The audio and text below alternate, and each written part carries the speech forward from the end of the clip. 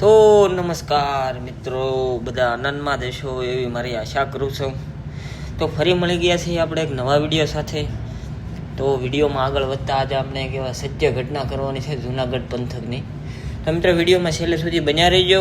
અને આ વાત સત્ય ઘટના ઉપર આધારિત છે અને સત્ય ઘટના જ છે એમ કહી શકો. અને વિડીયો સારો લાગતો હોય તો વિડીયોને લાઇક, શેર અને સબસ્ક્રાઈબ કરી દઈએ. તો ચાલો આપણે વિડીયો ચાલુ કરીએ. તો મિત્રો જૂનાગઢ પંથકનું ઝર નામનું ગામ અને એ ગામની ગાયો છારનાર રામ રબારી અને ગાયોમાં જ સાસવે ક્યારેક લાકડી મારે નહીં. પણ એક દિવસની વાત છે, રામ રબારી બહુ બીમાર પડી ગયો હતો અને પોતાના પ્રાણ જતા રહ્યા. પણ કહેવાય છે ને, કોઈક માણસ મરી જાય ને તો એની મયતમાં ભાયું જાય, પણ રામ રબારીની મયતમાં ઇતિહાસ સાક્ષી છે કે ગાયું હતી. શું આ ગૌ પ્રેમ છે કે માણસ સળગવાની આવી? પણ જ્યાં સુધી એની સીતા ઠરીને ત્યાં સુધી ત્રણ દિવસ સુધી ગાયોએ મહાન નહોતું મૂક્યું. અને એની ચિંતા ઠર્યા પછી એની રાખ સીગડે ઉલાળી રડી હતી. શું આ ગૃહ પ્રેમ છે સાહેબ? જો મિત્રો, આ આવી સત્ય ઘટના હતી આપણે એક જૂનાગઢ પંથકની રામ રબારીની. તો અત્યાર સુધી ઇતિહાસમાં ઘણા એવા કિસ્સા આપણે આમ સામે આવતા હોય છે, પણ આ એક કિસ્સો ચોંકાવનારો છે. તો આ રામભાઈ રબારી બીમાર પડ્યા હતા, તો એના લીધે એનું મૃત્યુ થઈ ગયું. તો એની શમશાન યાત્રામાં ગાયું ગઈ હતી અને એ ગાયો પાછી ત્રણ દિવસ સુધી શમશાને જ રહી હતી મિત્રો. અને છેલ્લે એની રાખ ઠરી ગઈ ને ત્યારે એ ગાયું શીંગડે ઉલાળી અને એ ગાયું રોવા મળી હતી મિત્રો. તો શું આ ગાયનો પ્રેમ એના માલિક પ્રત્યે કેટલો હોય છે? અત્યારે માણા પ્રત્યે વફાદાર નથી, પણ આ ગાયોનું તમે જો તમારી સામું જ લાઈવ ઉદાહરણ હતું આ સત્ય ઘટના જૂનાગઢ પંથકની. અયુએ તે એના માલિકની વાહે આવું બધું કર્યું હતું. ઇતિહાસમાં આવો પહેલો ચોંકાવનારો કિસ્સો છે. આની પહેલાં આવું ક્યાંય કોઈ દી બન્યું નહોતું.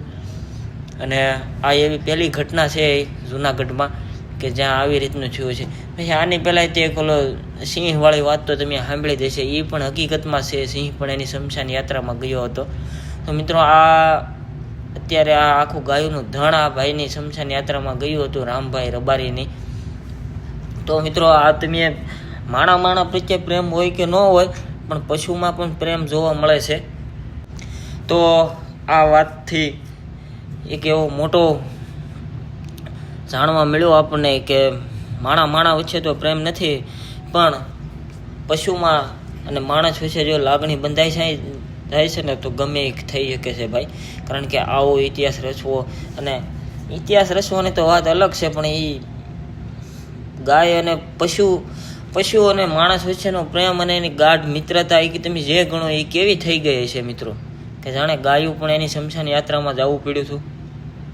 અને 3 દિવસ સુધી ખાધા પીધા વગરની શમશાને જ બેસી રહી.